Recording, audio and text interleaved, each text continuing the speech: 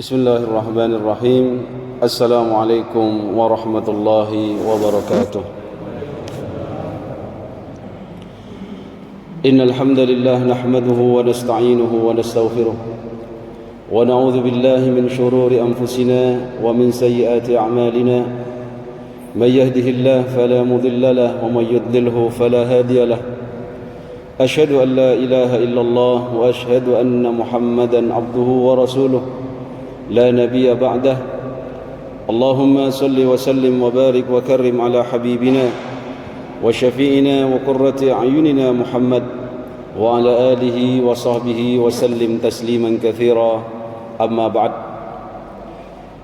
Ikhwatal iman jemaah sekalian, alhamdulillah, mari kita senantiasa bersyukur kepada Allah Subhanahu wa taala atas segala nikmat yang telah Allah berikan kepada kita, terkhusus nikmat iman, nikmat Islam, nikmat kesehatan, dan nikmat umur panjang, sehingga kita telah mengarungi separuh dari bulan Ramadan.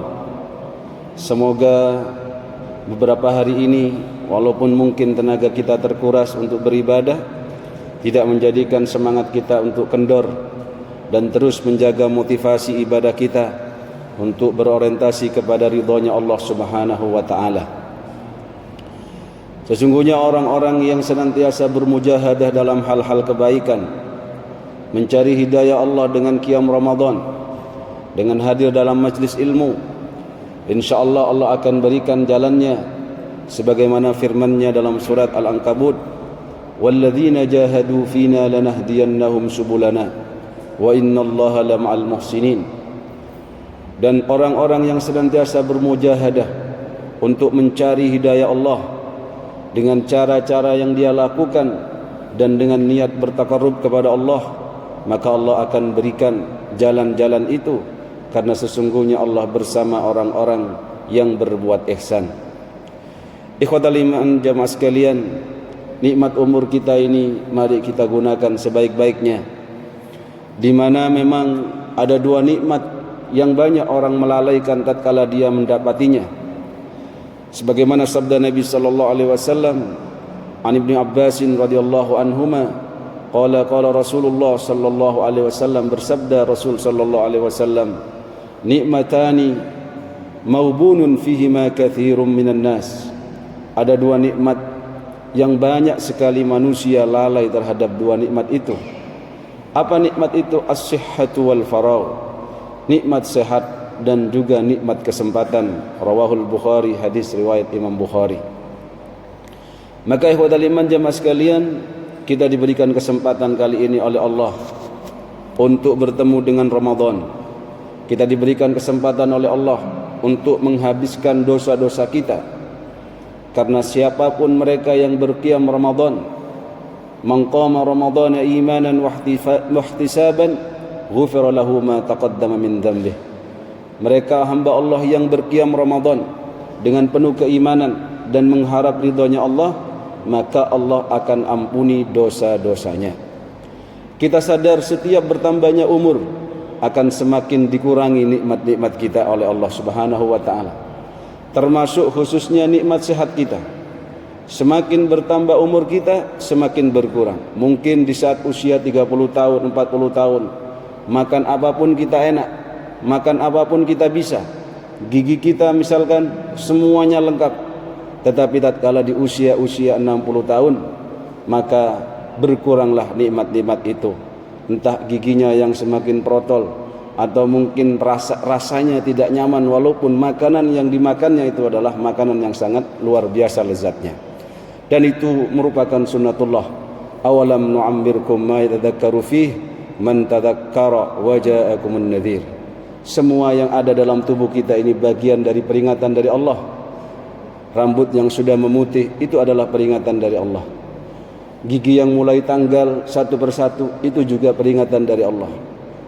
Kulit yang sudah mulai keriput itu pun juga peringatan dari Allah. Bukan berarti yang harus memperhatikan peringatan ini adalah mereka yang sudah sepuh, tetapi kita pun juga yang masih muda, bisa jadi kapan-kapan pun kita diambil oleh Allah Subhanahu wa taala, karena setiap kita yang berjiwa pasti mati. Kullu nafsin dha'iqatul maut. Namun penekanannya lebih khusus kepada kita yang sudah mencapai usia 60 tahun, di mana Nabi SAW menyampaikan an Abi Hurairah radhiyallahu anhu anin Nabi SAW, a'dzarallah ila mri'in akhara ajalahu hatta balagha 60 sanah. Allah Subhanahu wa taala tidak menerima uzur seseorang ketika orang ini telah diberikan oleh Allah umur, kesempatan hidup, kesempatan sehat di dunia sampai beliau ini sampai kepada usia 60 tahun. Jikalau ada orang di usia 60 tahun ini belum melakukan apa-apa, belum memberikan yang terbaik, ini harus semakin perhatiannya semakin lebih. Karena ikhwatal iman, kita tidak tahu umur kita ini akan diambil di mana.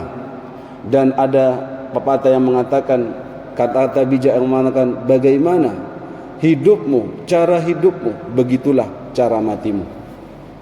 Dan hal ini diperkuat oleh apa yang disampaikan oleh Rasul sallallahu alaihi wasallam, di mana an Jabir radhiyallahu anhu qala Rasulullah sallallahu alaihi wasallam, dari Jabir radhiyallahu an, Nabi sallallahu alaihi wasallam bersabda, yub'atsu kullu 'abdin 'ala ma mata 'alaih, nanti kelak akan dibangkitkan seseorang itu terhadap bagaimana dia caranya mati.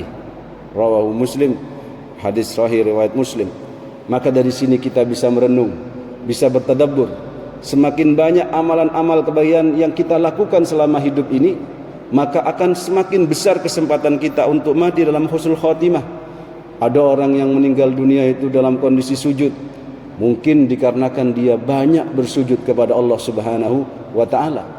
Ada orang itu yang meninggalnya dalam kondisi zikir, karena mungkin lisannya selalu basah dengan zikir kepada Allah Subhanahu wa taala dimanapun dia, sedang naik sepeda motor, naik mobil, sedang jogging, sedang apapun dia.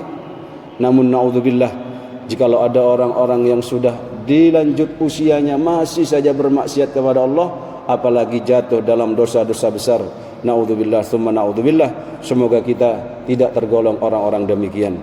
Ikhwatal iman jamaah sekalian, kesempatan Ramadan ini agar kita bisa mendekat kepada Allah lebih dekat lagi, dan Allah Subhanahu wa taala tidak akan menyia-nyiakan bagaimana kita mendekat kepadanya. Dikatakan dalam sebuah hadis di mana an Anas radhiyallahu anhu anin Nabi sallallahu alaihi wasallam, di mana hadis ini adalah hadis qudsi, langsung disampaikan oleh Allah walaupun bukan dari Al-Qur'an. Berfirman Allah Subhanahu wa taala, "Idza taqarrabal 'abdu ilayya shibran taqarrabtu ilaihi dhira'an."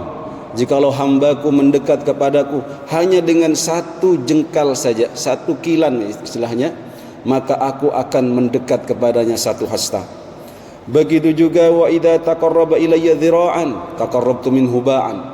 Andai saja misalkan seorang hamba ini diumpamakan mendekat kepada Allah dengan jarak 1 meter, 1 meter, 1 meter, maka Allah Subhanahu wa taala lebih besar lagi pendekatannya kepada kita. Maka ikhwatal iman, itu menunjukkan bagaimana Allah menghargai cara kita untuk mendekat kepadanya. Begitu juga wa idza atani yamshi ataituhu harwalatan. Andai saja hambaku itu mendekat kepadaku dengan berjalan, maka aku akan mendekat kepadanya dengan berlari. Inilah ikhwatal iman gambaran betapa cintanya Allah kepada hamba-hambanya, betapa Allah ini menghargai setiap usaha dari hamba-hambanya untuk terus mendekat kepadanya. Apalagi pada bulan ini adalah bulan Ramadan, bulan yang memang identik dengan ibadah, dan memang seharusnya kita ini menaikkan tingkat intensitas kita dalam urusan ibadah. Mungkin di luar Ramadan baca Qur'annya hanya 1 lembar, ya di Ramadan mungkin bisa menjadi 2 lembar. Mungkin sedekahnya 10.000, mungkin di Ramadan bisa menjadi 20.000. Begitulah seterusnya dan seterusnya. Ikhwatal iman jemaah sekalian, Nabi pun mengingatkan kepada kita untuk terus melihat kesempatan-kesempatan ini dan tidak menyia-nyiakannya. Bahkan dalam sebuah hadis dikatakan, igtanim khamsan qabla khamsin. Silakan 5 perkara itu diambil, digunakan kesempatan 5 ini sebelum datang 5 yang lain. Yang pertama adalah syababaka qabla haramik, di masa mudamu sebelum datang masa tuamu. Kalau saya dulu diingatkan oleh abah saya, sujud yang benar nak, rukuk yang benar, Kalau memang intinya kalau memang di ruku itu butuh tumaknina, ya tumaknina. Kalau sujudnya butuh lama, dianjurkan lama, ya diperlama, khususnya ketika kita sholat sunnah. Kenapa? Kata beliau, nanti kamu kalau sudah tua tidak akan bisa sujud seperti kamu ketika masih muda.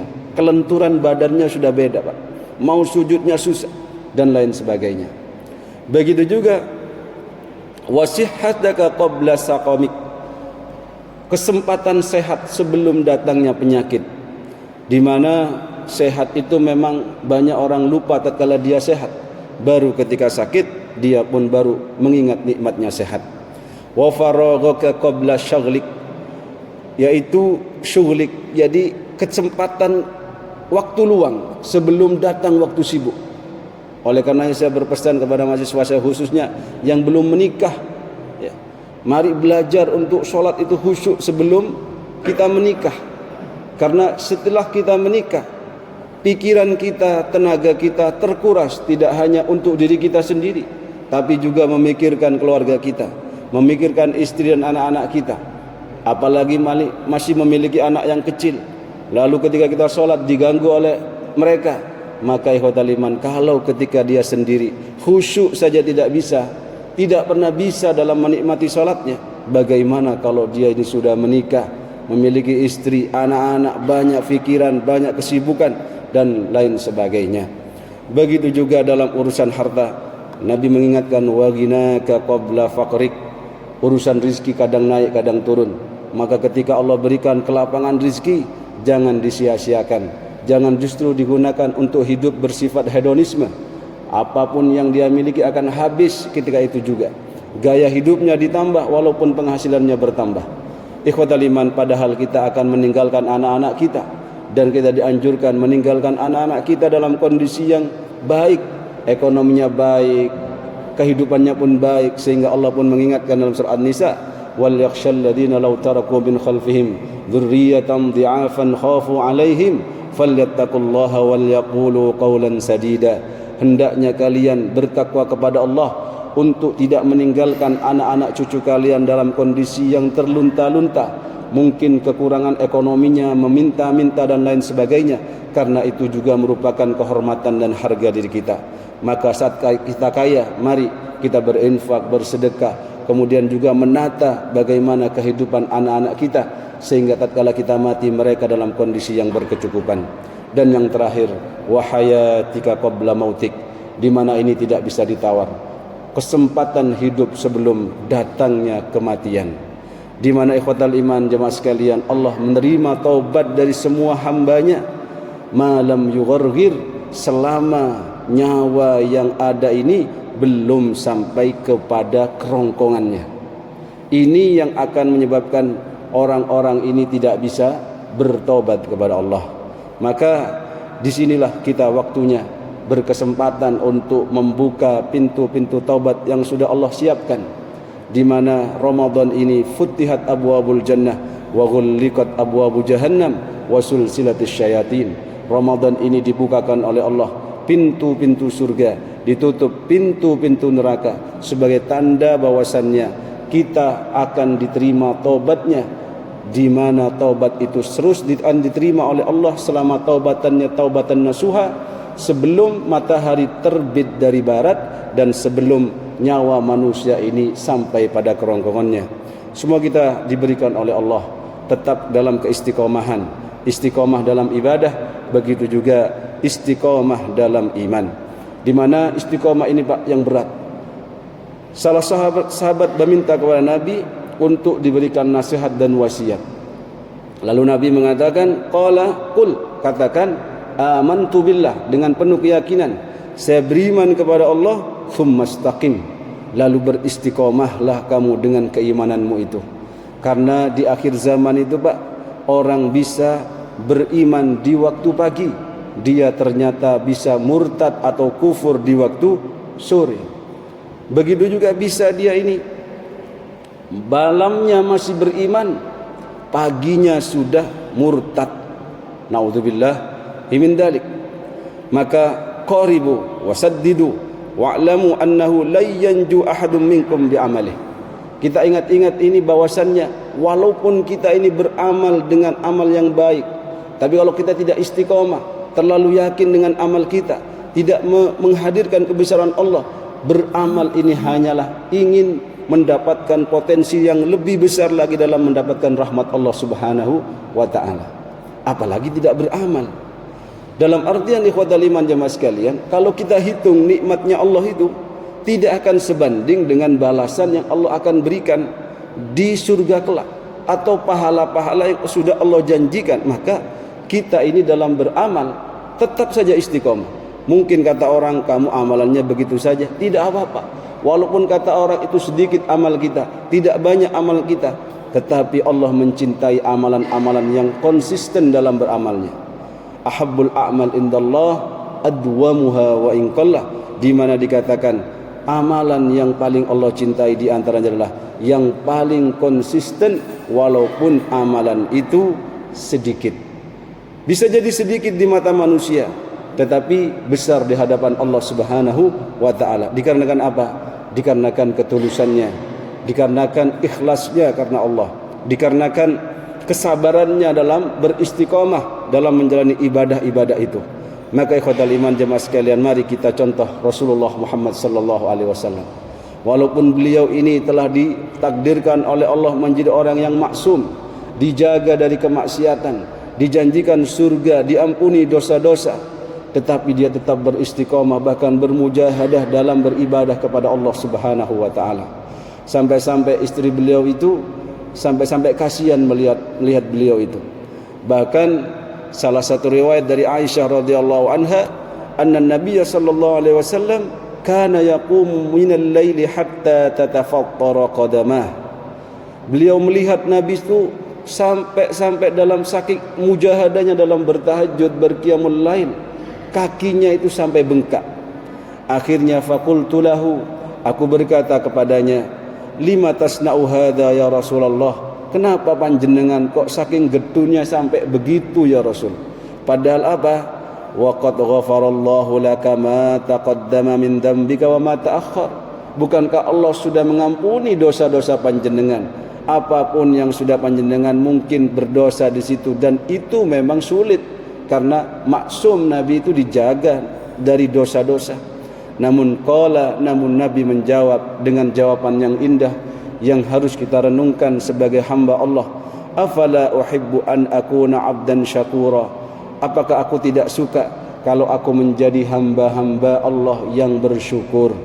Di mana ikhwatal iman, nikmat sehat kita syukuri dengan banyak beribadah, nikmat kesempatan kita syukuri dengan banyak bersilaturahim. Begitu juga nikmat umur, yang mana di masa-masa pandemi ini orang merasakan bagaimana dahsyatnya nikmat umur itu. Terkadang dalam sehari 10, 15, sampai setiap jam katanya hampir ada pengumuman, sampai capek yang dengerin itu.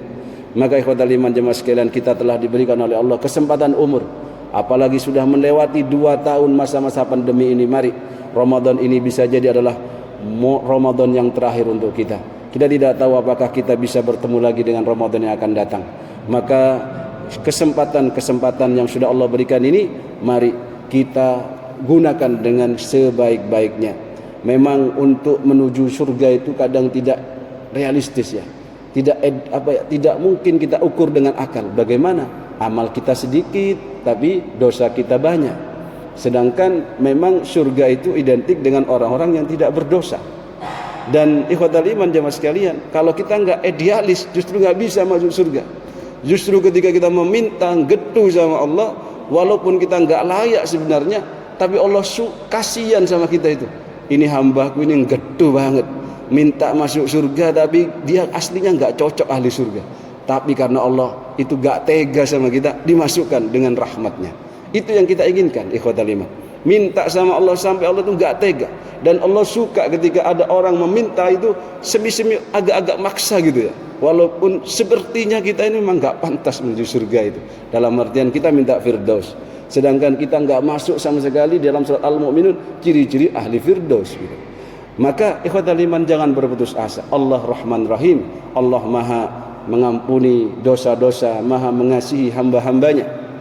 Dan memang realitanya memang surga itu senantiasa dikelilingi dengan apa-apa yang tidak disukai oleh nafsu. Dikatakan anna Rasulullah sallallahu alaihi wasallam qol, Rasul bersabda, hujibatin nar bisyahawat, neraka itu dikelilingi dengan nafsu syahwat yang mana orang suka, bahkan bayar pun dia mau. Ya, bayar enggak apa-apa, masuk neraka itu bayar dia. Beli minuman yang haram itu mahalnya luar biasa, dia pun bangga dengan itu. Mungkin beli siapapun dia mau. Dan itu neraka memang, nafsu syahwat. Dan sebaliknya, wa hujibatil jannatu bil makarih, dan dikelilingi surga itu dengan apa-apa yang tidak disukai oleh nafsu, kecuali nafsu kita ini, nafsu yang sudah tenang, nafsu yang sudah mudah diajak dalam kebaikan, yang kelak akan disambut oleh Allah Subhanahu wa taala atas kesuksesan kita. Ya ayyatuhan nafsul mutmainnah, irji'i ila rabbiki radiyatan mardiyah, fadkhuli fi ibadi wadkhuli jannati. Terakhir kali ikhwatal iman, kita harus juga banyak merenung bahwasannya kematian ini tidak akan ada yang kita bawa. Di mana dikabarkan dari Anas radhiyallahu an Rasulullah sallallahu alaihi wasallam qala, yatba'ul mayyit thalathah, akan mengikuti terhadap mayit itu 3 hal. Yang pertama adalah ahluhu, keluarganya pasti ngantar. Kalau ada orang mati gak diantar itu terlalu ya. Wa maluhu, hartanya, mungkin hartanya yang mengantarnya hanyalah kerenda-kerenda atau apalah yang dia bawa. Kemudian wa amaluhu, dan amalnya. Maka kata Nabi sallallahu alaihi wasallam, fayarji uthnan, maka kembali yang 2 itu. Keluarganya, secantik apapun istri kita enggak akan mau mati dikubur bareng kita. Sesoleh apapun anak kita, sesoleh apapun, enggak mau dia satu menit aja Pak di kuburan, enggak mungkin. Begitu juga harta. Harta kita enggak akan ada yang dibawa Pak. Beda dengan agama sebelah mungkin yang pakai dimasukkan apa, bahkan mobilnya pun dimasukkan ke dalam kuburannya. Kita diajarkan untuk tidak menyia-nyiakan harta. Bahkan kalau orang Islam mati saja, giginya kalau dari emas dicabut karena itu bukan miliknya tapi milik ahli waris. Gigi itu, apalagi yang lain. Ya. Ikhwatal iman jemaah sekalian, maka kata Nabi, wa yabqa amaluh, yang tersisa hanya amalnya. Maka tatkala kita beramal ini, niatkan, ya Allah, inilah nanti yang akan menemani saya ketika saya mati sendiri di alam kubur. Karena amal ini Pak nanti akan menyerupai seseorang yang mana ketika amal kita baik, bagus, banyak, maka orang itu akan datang menemani kita. Kita bertanya, kamu siapa? Kok ganteng banget kamu ini? Gak pernah saya lihat orang sebagus kamu rupanya itu. Maka katanya, saya ini amalmu dulu, saya yang akan menemanimu di sini. Maka tidak terasa Pak zaman koncoan cangkruan sama orang sing soleh, sing enak, yang ganteng ditelok tuh enak, ya sudah. Nanti kiamat tidak terasa dia. Di kuburan sendiri nggak terasa. Sebaliknya, ketika amalnya itu tidak berkualitas, dosanya banyak, nanti akan datang makhluk yang jeleknya luar biasa. Kaget dia lihat, kamu siapa kok jelek banget, saya nggak pernah lihat seperti kamu di dunia itu. Dia berkata, saya amalmu. Maka jangan sampai keluarga kita, harta kita menjadi bumerang bagi kita. Kalau kita punya istri, mari kita ajak dia menuju surganya Allah. Kalau kita punya anak, jangan sampai salah didik Pak. Ketika punya anak itu bagaimana, ini investasi terbaik kita. Bagaimana dia akan menjadi anak yang soleh. Ketika kita mati, yad'ulah, mendoakan kepada kita. Begitu juga kita ketika memiliki harta. Jangan sampai harta kita ini yang menyebabkan kita disiksa oleh Allah Subhanahu wa ta'ala. Karena mereka yang lalai terhadap zakatnya khususnya, nanti akan ditumpuk harta itu, akan menjadi ular yang namanya, ular ini sama dengan ular yang menyiksa orang yang meninggalkan sholat. Ya. Sujaul Aqra namanya. Lalu ketika dia bertanya, man anta, siapa kamu itu? Kok ya serem banget melilit orang ini? Lalu dia berkata, ana maluk wa ana kanzuk, saya adalah hartamu, saya adalah emas yang kamu tumpuk-tumpuk dulu, duit yang kamu cari-cari dulu sampai kamu lupa enggak sholat, lupa enggak zakat.